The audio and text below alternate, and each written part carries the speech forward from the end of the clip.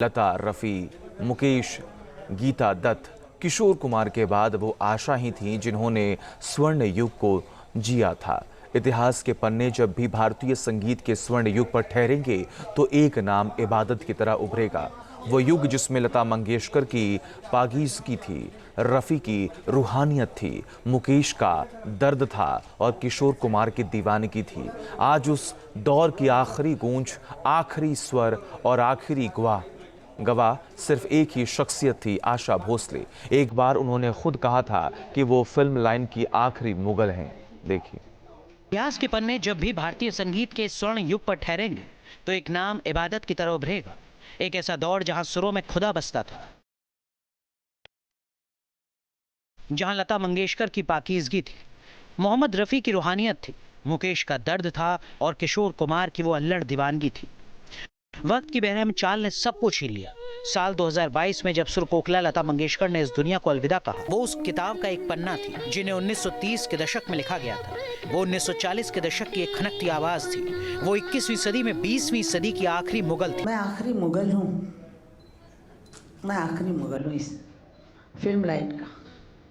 स्वर्ण युग के महान गायक मोहम्मद रफ़ी, मुकेश, तलत महमूद, गीता दत्त, किशोर कुमार और लता मंगेशकर के बाद आशा भोसले ही वो अंतिम कड़ी थी जो 1930 के दशक से शुरू हुए उस युग को 21वीं सदी तक ले गई। वो आशा भोसले ही थीं जिन्होंने उस दौर को न सिर्फ जिया बल्कि उसे जीवंत भी रखा। उन्हें पता था कि फिल्म इंडस्ट्री के जर्रे जर्रे की कहानियां, डूबते और आसमान छूते संगीतकार और गीतकारों के किस्से उन्होंने देखा था। 1950 के दशक से लेकर 21वीं सदी के डायरेक्टर, प्रोड्यूसर, आर्टिस्ट और सिंगर्स को वो एक ऐसी आवाज थी जो अब भी उतनी ही खनक रही थी जितनी 1940 के दशक में थी। वो ऐसी शख्सियत थी जो उस दौर की आखिरी गवाह थी, आखिरी गूंज थी, आखिरी स्वर थी।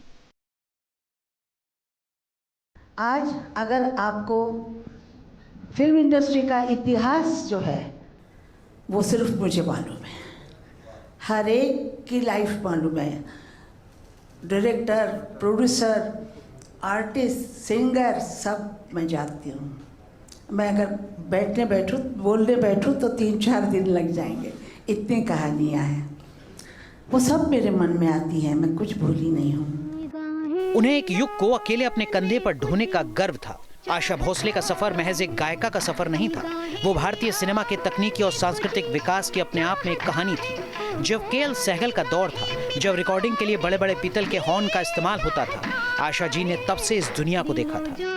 आशा भोसले वो इकलौती कड़ी थीं जिन्होंने संगीत के हर स्तंभ के साथ कंधे से कंधा मिलाकर गाया।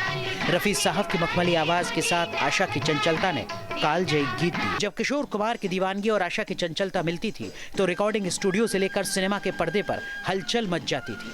आशा भोसले और किशोर कुमार की केमिस्ट्री बेमिसाल थी। मुकेश के युग की भी आशा भोसले एकमात्र गवाह थीं जिनके सुरों के साथ उन्होंने अपना सुर मिलाया था। मुकेश के दर्द भरे गीतों में आशा भोसले की संवेदना और तलत साहब की गजल नुमा गायकी में आशा की नजाकत ने स्वर्ण युग को जीवंत रखा। वो गीता दत्त की सहेली भी थीं और प्रतिद्वंदी भी।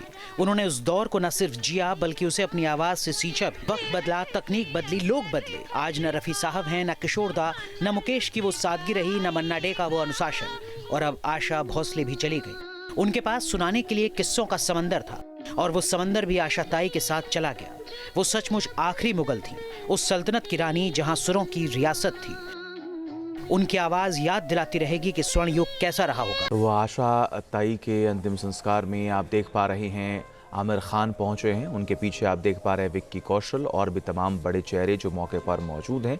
अनु मलिक भी मौके पर पहुंचे हुए हैं। इसके अलावा और भी तमाम वीआईपीज़ जो हैं वो फिलहाल अंतिम संस्कार में पहुंचे हैं, जिनकी तस्वीरें हम आपको दिखा रहे हैं। आशा ताई ने जो भी गाने गाए उनको सब ने सुना और काफ़ी लोकप्रिय आशा ताई जो है वो हुई, जिनके गानों को भी हज़ारों और सैकड़ों और लाखों की संख्या में सुना गया। और जो भी आशा ताई को जानता है वो इस बात का जिक्र करता है कि उनका सादापन, उनकी सरलता, उनकी सिधाई, उनका भोलापन, उनकी सहजता और साफ तौर पर जो उनकी साधारणता थी उससे लोग काफ़ी ज़्यादा प्रभावित होते थे। पंकज हमारे साथ, हमारे सहयोगी लगातार बने हुए। पंकज, हम इन तस्वीरों को देख रहे हैं तो ये समझ पा रहे हैं कि आज जब अंतिम संस्कार हो रहा है आशा ताई का, जो वहाँ पर भीड़ है, उन भीड़ में जो वीआईपीज़ हैं, कल जब वो तमाम अपनी तरफ से अपनी भावनाओं को प्रकट कर रहे थे तो वो ये बताने और समझाने की कोशिश कर रहे थे कि उनका रिश्ता दूसरों से कैसे अलग है और आशा ताई ने उनके साथ अपना रिश्ता कैसा बनाया, इसीलिए आज उनकी लोकप्रियता इतनी ज़्यादा है।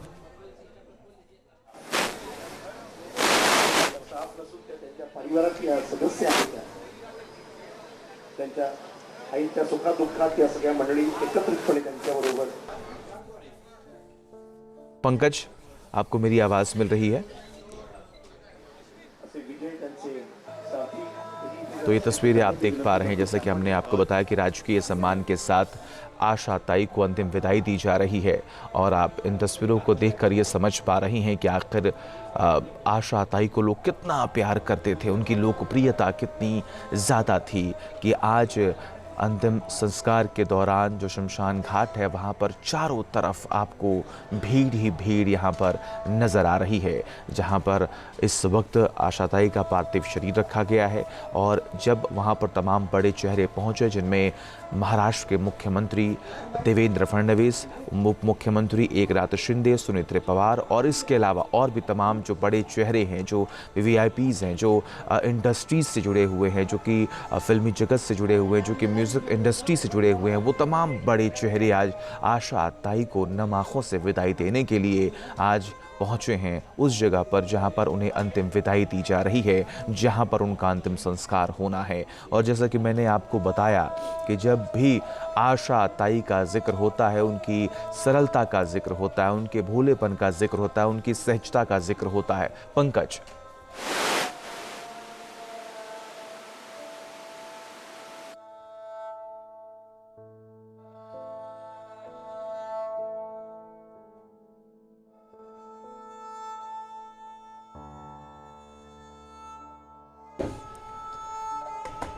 तो राजकीय सम्मान के साथ उन्हें आखिरी विदाई दी जा रही है। ये तस्वीरें आपके सामने हैं, गार्ड ऑफ ऑनर दिया जा रहा है और उसके बाद फिर जो प्रक्रिया है उसे पूरी की जाएगी। तिरंगे में लिपटा उनका पार्थिव शरीर जो शमशान घाट पहुंचा, वहां पर आप देख पा रहे हैं किस तरीके से उन्हें अंतिम विदाई, सबकी आंखें नम। अब से DD फ्री डिश की चैनल नंबर 57 पर देखिए न्यूज नेशन। अब से DD फ्री डिश की चैनल नंबर 57 पर देखिए न्यूज नेशन। अब से DD फ्री डिश की चैनल नंबर 57 पर देखिए न्यूज नेशन। अब से DD फ्री डिश की चैनल नंबर 57 पर देखिए न्यूज नेशन।